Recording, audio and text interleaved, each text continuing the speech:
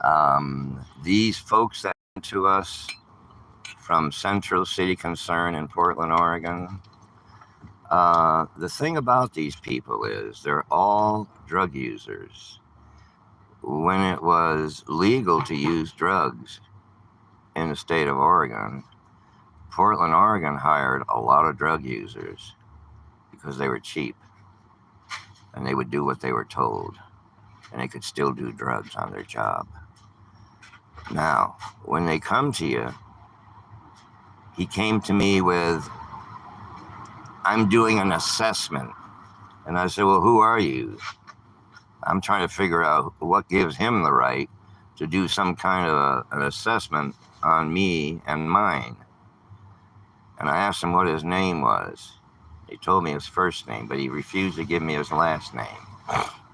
And I asked him for a card. He didn't have a card. And when I asked him who he worked for, he said Central City Concern. So there's a video on my site. And the point of this video is they come to you with nothing in their hand to give you, to help you out.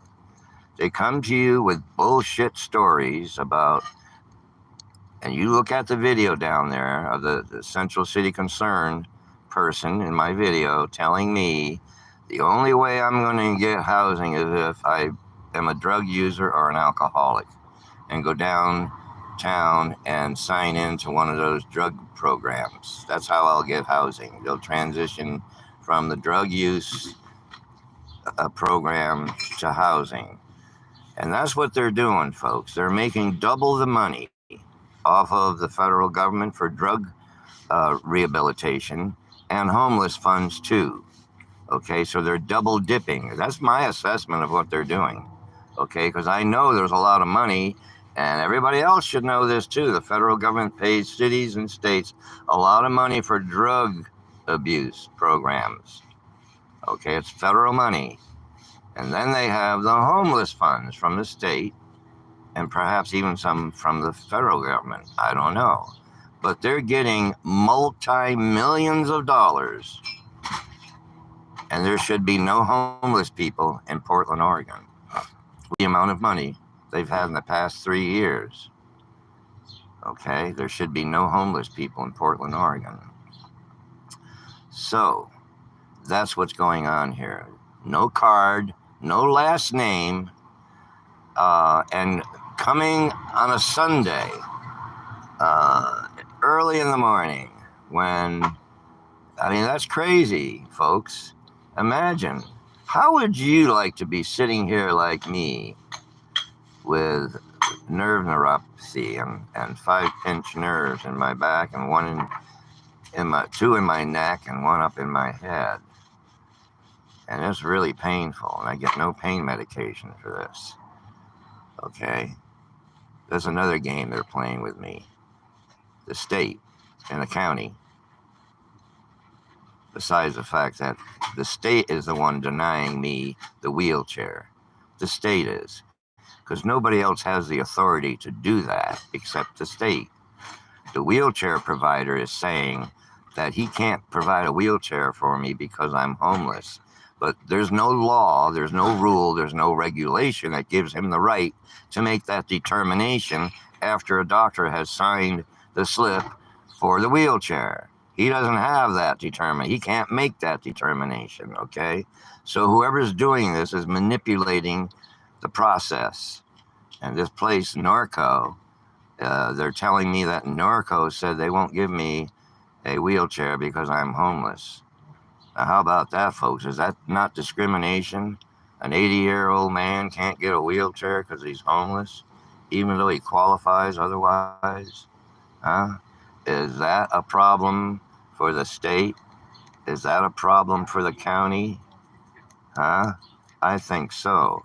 That's discrimination, all right, because of status, okay? And Narco should know better. I don't know if Narco actually did that because they haven't sent me a letter denying me the wheelchair.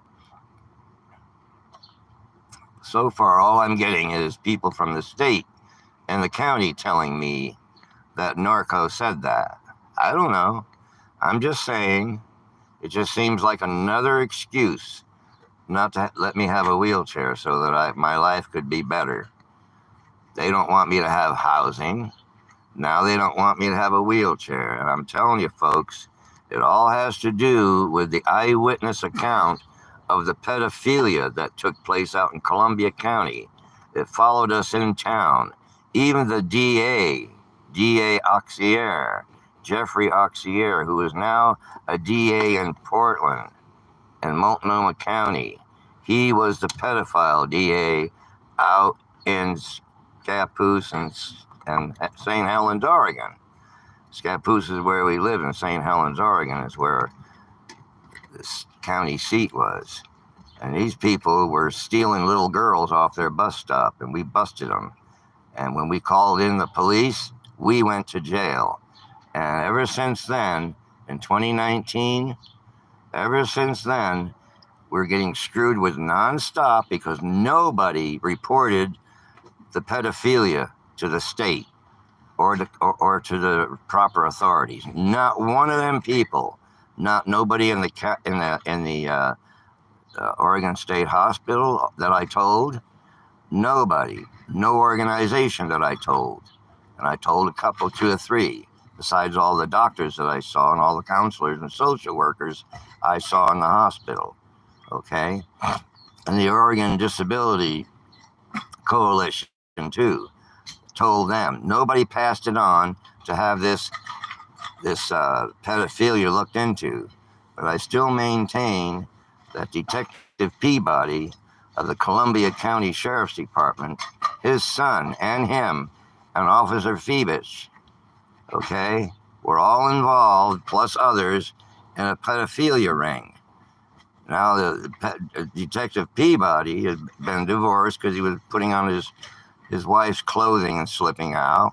You know, there's a whole bunch of other stuff about him. He used to be a drunk, you know, things like that. And we're the ones that suffer for his behavior.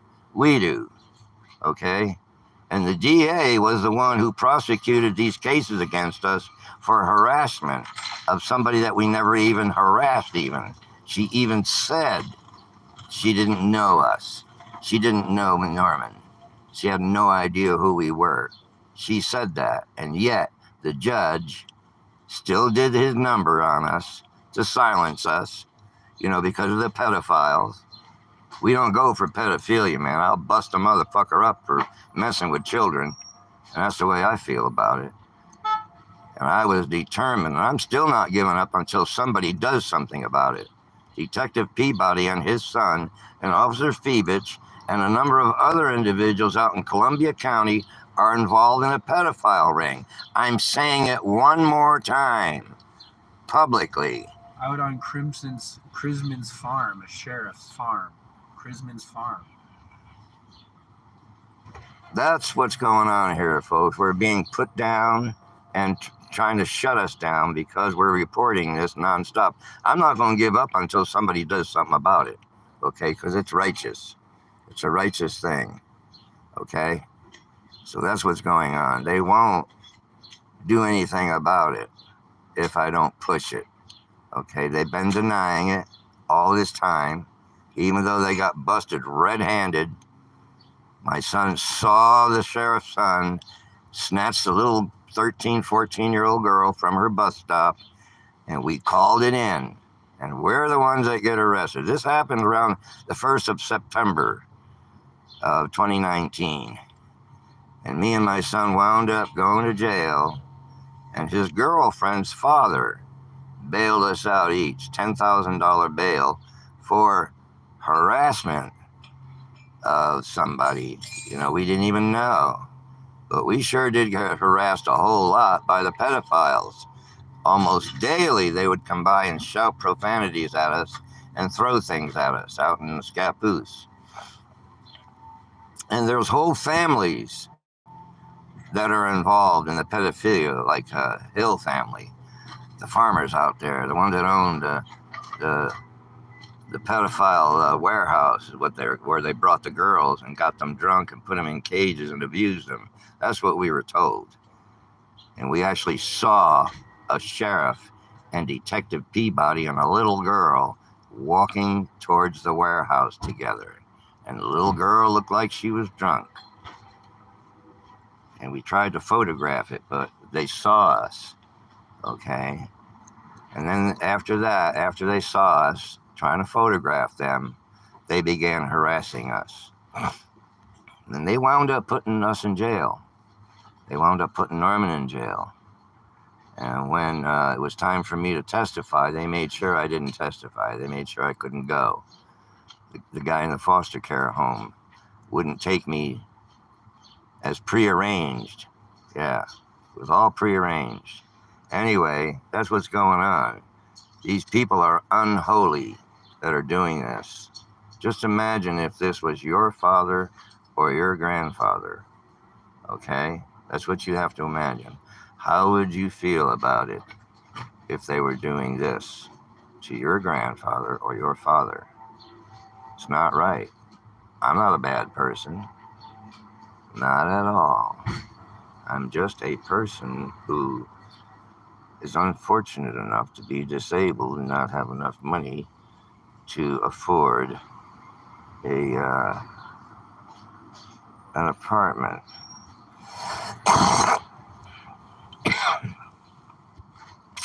And I just noticed, just to make a note of it, I just noticed a woman who filed, the one that stole our battery, who got the cops down here. She keeps on trying to make contact with us. She parks right next to us all the time. She tries to have eye contact. She wants to make another complaint, but nobody's bothering her. She's bothering us by constantly being in our view. Wasn't that her right there, Norman, that time? No. Was not her? You sure? Okay. Anyway, that's what this video is about.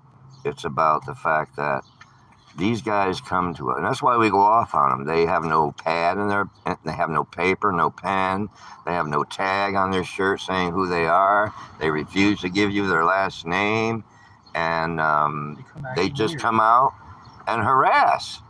You know, their concern. Where is their concern? If they were so damn concerned, Central City concerned, Portland, Oregon, they would be doing something and bringing us maybe some food and some clothing or whatever, okay, that to help us out. Things are expensive and we have limited income, like a lot of people. And it ain't going to be long before a lot of people more are going to be out on the streets because of the economy.